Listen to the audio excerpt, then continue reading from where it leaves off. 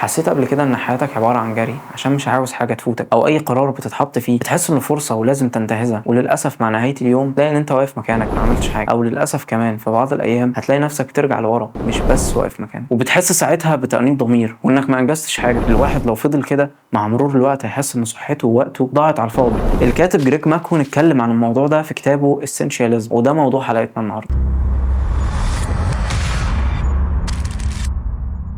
فكرة الكتاب ببساطة شديدة هي انك تحدد اهداف اساسية في حياتك بحيث تكون كل اختياراتك في الحياة بتخدم الاهداف دي، وقبل ما تاخد قرار تبقى عارف انت بتاخده على اساس ايه او بترفضه على اساس ايه. على سبيل المثال، واحد مثلا اهدافه في الحياه هي الصحه والعيله والشغل، عمرك ما هتشوفه بيدخن او سهران كل يوم مع اصحابه على القهوه مثلا، او بيهمل في اهله. بيحكي جريجو بيقول ان هو كان مستني اول مولود ليه، ولقى مكالمه من واحد صاحبه بيقول له اوعى مراتك تكون هتولد يوم الجمعه علشان عندنا اجتماع مهم مع عميل مهم. وبالفعل جه يوم الجمعه، وبدل ما يكون مع مراته بيحضر اهم لحظه في حياته اللي هيكون فيها اب تقريبا لاول مره، لقى نفسه في الاجتماع وبيقول انا هعرف اوازن ما بين الاثنين. ولما العميل عرف ان هو سايب مراته تولد وجاي يحضر الاجتماع، بيقول بصلي بصة أنا لحد دلوقتي مش قادر أنساها واتكسفت جدا من نفسي. ولما رجع لمراته لا كان في نظرها الشريك الكويس ولا في الشغل عرف يحقق النتيجة اللي هو كان مستنيها من الاجتماع. ووقتها اتأكد ان هو لو محطش أولويات في حياته في حد تاني هو اللي هيحط له الأولويات دي، وان هو لو معرفش يقول لا هيبقى سايب اللي حواليه يرتبوا له حياته زي ما يحب.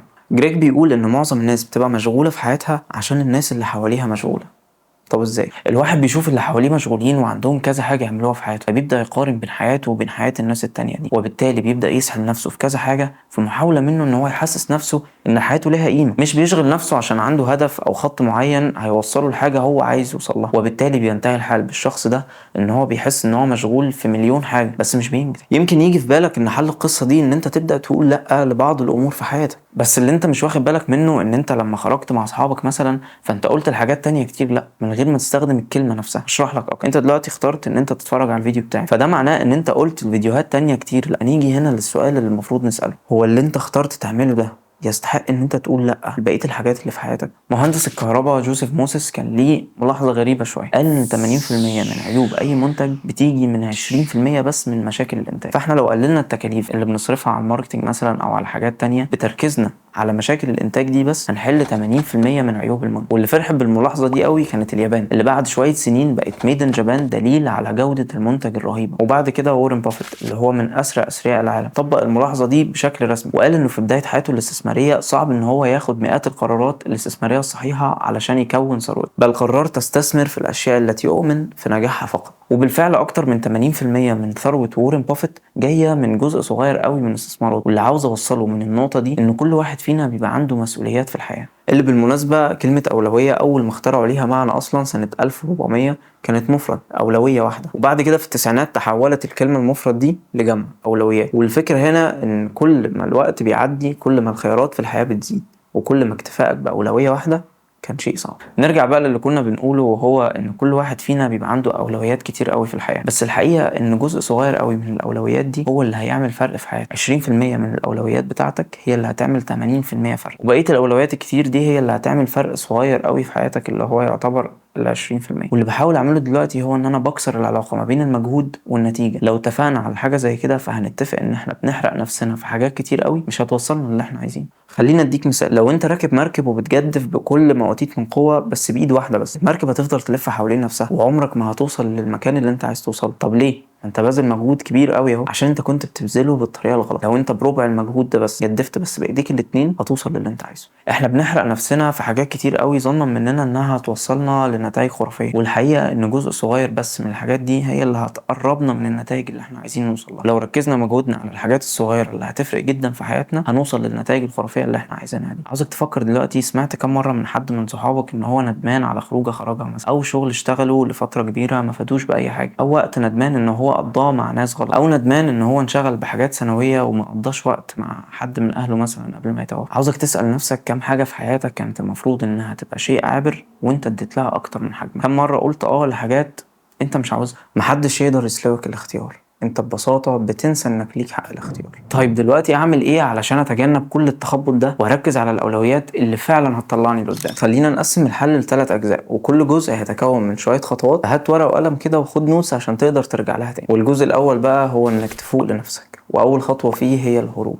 ما اقصدش بقى بالهروب ان انت تشوف مشاكلك فين وتهرب منها، او ان انت تجهز شنطتك كده وتسافر بعيد عن كل الدنيا دي، ما اقصدش كده خالص. اللي اقصده ان انت تنعزل، تقعد في مكان بعيد عن موبايلك بقى والنوتيفيكيشنز والحاجات اللي ممكن تشتتك، عشان تبقى جاهز للي بعد كده. وتاني خطوة هي النظر. بص على حياتك من فوق كده وشوف ايه اللي فعلا مهم في حياتك، ونظرتك للحياة دي لازم تبقى مركب لها فلتر، شايل كل حاجة مش مهمة او مش هتعمل فرق في حياتك. وتالت حاجة بقى هي ان انت تلعب. مصدوم انت شويه بنلعب دي صح؟ لو قاعد بكلمك بقالي نص ساعه في ان انت ازاي تحط مجهودك في المكان الصح وازاي تحسن حياتك وبتاع، وفي الاخر اقول لك العب. مفيش حاجه بتنشط الدماغ زي اللعب. وتعريف اللعبه هنا هو اي نشاط انت بتعمله للمتعه، مش مستني منه نتيجه معينه. زي ان انت تروح تلعب كوره مثلا. ممكن حد يقول لي انا ليه اضيع من وقتي شويه حلوين كده في ان انا اروح العب كوره؟ لا صدقني، لازم يبقى في نشاطات زي كده في حياتك، اعملها وهتشوف الفرق على تركيزك وصحتك النفسيه. والدي كان دايما يقول لي ان اللي ما بيعرفش ياخد بريك ما بيعرفش يشتغل.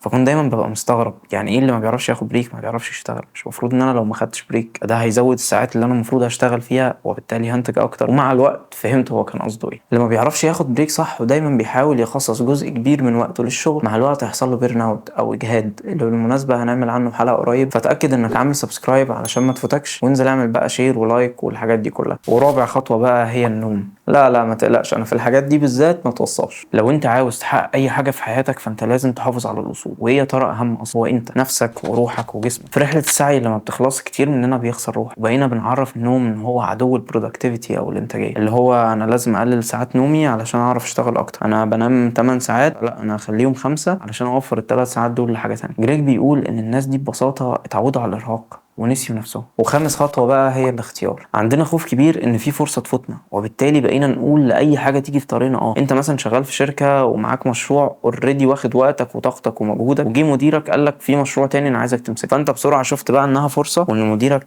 هشيل شغل اكتر، فده معناه ان المدير هيحترمني اكتر، وده معناه ان انا هعلى بقى مش عارف ايه، وقمت واخد المشروع ده وجيت على نفسك عشان تخلصه. طب ليه؟ ويا ريتنا بنقول على الحاجات اللي زي كده بس، لا احنا بنتخذ الطريقه دي كاسلوب حياه. خلاص انت اي حد طلب منك حاجه انت قادر تعملها بتقول من غير ما تفكر، وبتلاقي ان انت فوتت كتير عشان فاكر انها فرص. وكده نكون خلصنا اول جزء اللي هو انك تفوق لنفسك، واللي كان عباره عن 5 خطوات: الهروب والنظر واللعب والنوم والاختيار. والمفروض بعد الخطوه دي اننا نكون قدرنا نفصل عن اللخبطه وزحمه الدنيا وبدانا ننتبه للامور المهمه في حياتنا. ونيجي بقى للجزئيه الثانيه وهي الصراحه، واول خطوه فيها هو الوضوح. عمرك سمعت في حياتك عن كلمه رؤيه الشركه مثلا او رؤيه المدرسه؟ رؤيه الشركه دي بتبقى بيان مختصر بالوضعيه اللي الشركه عايزه تبقى عليها في المستقبل، وبالتالي الرؤيه دي بتساعد الشركه انها توجه نشاطاتها وتحدد اهدافها اللي بتخدم الرؤيه دي، وبالتالي بتلاقي الكبير والصغير في الشركه بيشتغل عشان يحقق الرؤيه دي. طب ايه هي رؤيتك؟ اديني كده بيان مختصر بالوضعيه اللي انت حابب تكون عليها كمان كام سنه. وعلى فكره مش لازم الرؤيه دي تبقى حاجات عمليه بس، ممكن تبقى ان انت تعمل ذكريات حلوه مع اهلك مثلا، او ان انت تبقى شخص هيلثي. والانسان اللي من غير رؤيه زيه زي الشركه اللي صاحبها فتحها من فراغ، اللي هو ما تيجي نجرب كده، ومصيرها هتفشل لو ما حطلهاش رؤيه واهداف تخدم الرؤيه دي. فلازم تحدد لنفسك رؤيه علشان ما تضيعش وقتك ومجهودك في حاجات مش هتحقق لك اهداف، وبالتالي مش هتحقق لك رؤيتك اللي هو انت كمان كام سنه. تاني خطوه بقى هي الجرأه. جريج بيقول ان ممكن يقعد يتكلم من هنا لبكره عن اهميه التركيز على الامور الاساسيه، بس عايزه جرأة كبيره قوي ان انت فعلا تشوف الامور المهمه دي وتتجنب الكم الهائل من الامور الثانويه. عايزه جرأة ان انت تختار وان انت تحدد وان انت تفكر نفسك كل شويه بالحاجات الجوهريه في حياتك اللي لازم تركز عليها عشان توصل للي انت عايزه، وتتجنب الحاجات اللي هتهلكك وتستهلكك وتستهلك طاقتك ووقتك على ولا حاجه.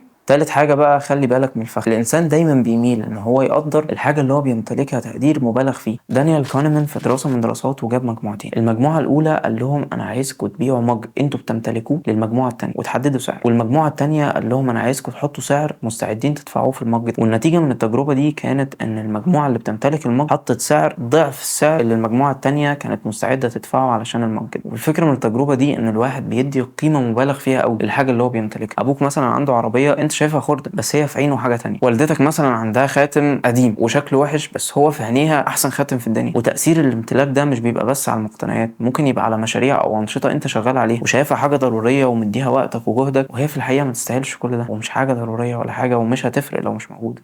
والحل لحاجه زي كده ان انت تتخيل ان انت لا تملك هذا الشيء اصلا، او ان انت مش شغال على المشروع ده ولا كنت تعرف ان هو موجود. حياتك اختلفت في ايه وباصص له ازاي دلوقتي؟ وكده نكون خلصنا جزئيه الصراحه اللي كانت بتتكون من 3 خطوات: الوضوح والجرأة وان انت تخلي بالك من الفخ. ونيجي بقى للجزء الاخير وهو التطبيق. في اهداف بنبقى عاوزين نحققها بس اللي موقفنا هو شرط معين لازم يبقى موجود الاول عشان الاهداف دي تتحقق، رغم ان احنا ما بنجربناش ان احنا نشوف بديل او ان احنا نستغنى عن الشرط ده خالص. شوف ايه الحاجات اللي مصدعاك اللي انت ممكن تستغنى عنها اصلا وتوصل لهدفك عادي، وابدا بتطبيق كل اللي اتكلمنا عليه في الفيديو بس بشكل بسيط. ما تحاولش بعد ما تقفل الفيديو ان انت تغير في حياتك تغيير جذري، الحاجات دي ما بتجيش في يوم وليله. ابدا بالامور البسيطه الاول. انت دلوقتي لما تبقى سايق ويجيلك مكالمه مهمه مثلا وترد وتبقى عارف تركز عادي رغم ان انت سايق، طب ليه؟ لان مع تكرار فعل حاجه لمده معينه الفعل ده بيتحول لعاده، مخك بيبدا يعملها من غير حتى ما تفكر فيه. فحاول ان حياتك تبقى مليانه عادات. الكلام ده مش سهل، ابدا انت بس واحده واحده وان شاء الله هتعرف تبني العادات دي. وبكده نكون وصلنا لنهايه حلقتنا، اتمنى تكون عجبتكم واستفدتوا منها. اكتبوا لي رايكم في الكومنتس وقولوا لي حابين نتكلم عن ايه بعد كده. وكالعاده مش لازم كل يوم يبقى يوم مثالي،